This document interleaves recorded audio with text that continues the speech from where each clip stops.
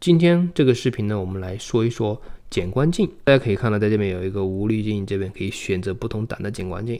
当然，这边我先切换到这个减光镜的模式啊，这个模式是比较简化的一个减光镜模式。比如说这边上面200，就把是200分之1秒的快门，那就意思是说我加减光镜之前，如果是200分之1秒，那我现在可以点击它，我选择一个1档的减光镜，那么就变成100分之1秒。那这个很简单，那比如到了10档。对应的就是5秒了，那这其实你用心算都可以算出来，但是可能有些复杂的情况，30分之1秒，然后让你心算，你可能要算的时间长一点。那这边呢，你就选择一个简单的选择一个几档的滤镜，它就自动告诉你的一个快门的时间。同时这边呢，任何时候超过5秒的快门呢，我这边都会给你一个定时器，这边给大家演示一下8档吧，9秒。好，那我现在点击它，然后它就开始倒计时了，待会儿大家可以听到。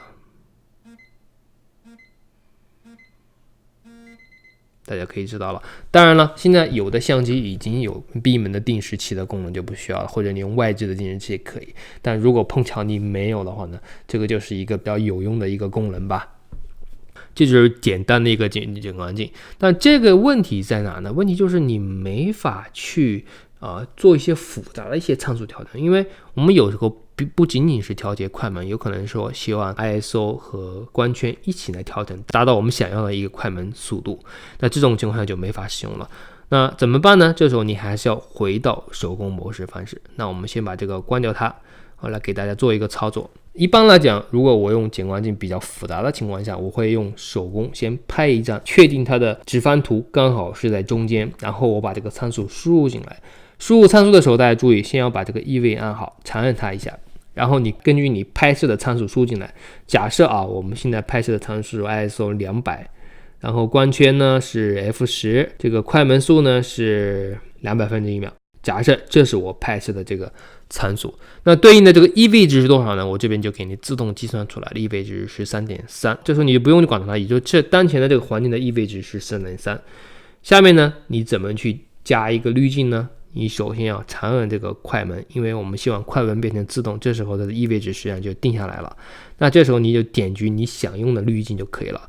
那假设我就想用一个10档的滤镜，它就告诉我最后需要5秒就可以了。这个5秒的得到其实很简单，因为你用那个减光镜模式，实际上就可以得到这个对应的5秒的这个。但是呢，我如果这时候又想去调节光圈，那怎么办呢？你就直接调节光圈好，比如说我把调到25，那对应的就到32秒了，这样一个时间。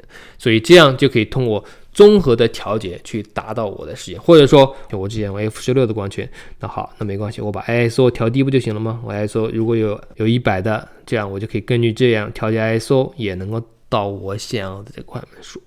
所以这就是一个综合调整的办法来使用这个滤镜的功能。其实内行人已经看出来了，实际上这就是一个导一滤的功能。我们通过这个 EV 作为一个中转，在 EV 已知的情况下呢，我们就可以通过导一滤来得到不同的曝光参数。加到这些滤镜呢，实际上就是把它的亮度给降低了而已。